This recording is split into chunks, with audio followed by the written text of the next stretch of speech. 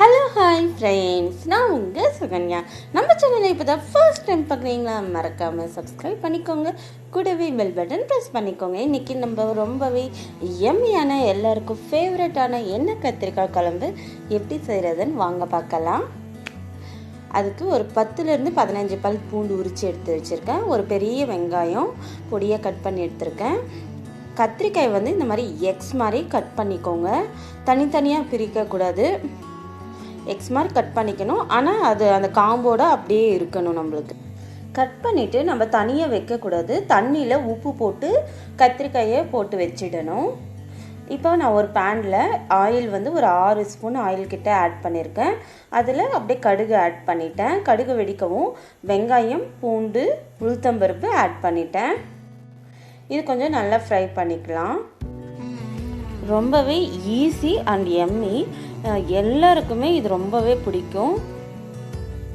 இது கொஞ்சம் நல்லா ஃப்ரை ஆகவும் கருவேப்பிலை கொஞ்சமாக ஆட் பண்ணிக்கலாம். தேவையான அளவு பெருங்காயத்தூள் ஆட் பண்ணிக்கலாம். பெருங்காயத்தூள் மிஸ் பண்ணாதீங்க. பெருங்காயத்தூள் ஆட் பண்ணிவிட்டு கலந்து விட்டுட்டு மஞ்சள் பொடி, தேவையான அளவு உப்பு. நான் இது வீட்டில் அரைச்ச பொடி. வத்த குழம்பு, கார குழம்புக்கெல்லாம் இதை ஆட் பண்ணிக்கலாம். இது நான் ஒரு 2 ஸ்பூன் ஆட் பண்ணிக்கிறேன். இந்த பவுடர் என்னன்னு பார்த்தீங்கன்னா எள்ளு பொடி. வெள்ளை எள்ளு கொஞ்சம் வறுத்து பொடி பண்ணி வச்சுடுவேன். இந்த மாதிரி எந்த டிஷ் இருந்தாலும் கொஞ்சமாக ஆட் பண்ணிக்கிட்டோன்னா கொஞ்சம் டேஸ்டியாக இருக்கும். இருந்தால் நீங்கள் ஆட் பண்ணிக்கோங்க, இல்லைன்னா விட்டுடுங்க. இப்போ அந்த மசாலாலாம் நல்லா ஃப்ரை ஆகவும் கத்திரிக்காயை நான் தனியாக எடுத்து அதில் ஆட் பண்ணிட்டேன். இப்போ மெதுவாக அந்த மசாலா எல்லாமே கத்திரிக்காயில் கோட் ஆகுற மாதிரி கலந்து விட்டுக்கோங்க.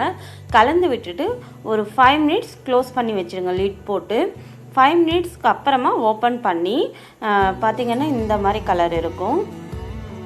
கொஞ்சம் நல்லாவே ஒரு 3/4 குக்காக இருக்கும். உங்களுக்கு உள்ளே மட்டும்தான் கொஞ்சம் லைட்டாக குக் ஆகாமல் இருக்கும்.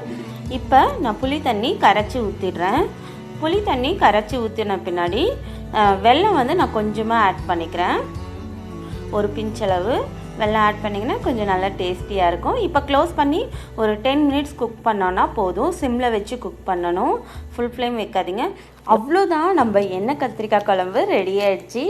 ரொம்ப எம்மியான டேஸ்டியான எண்ணெய் கத்திரிக்காய் குழம்பு வீட்லேயே நம்ம ஈஸியாக செஞ்சிடலாம்.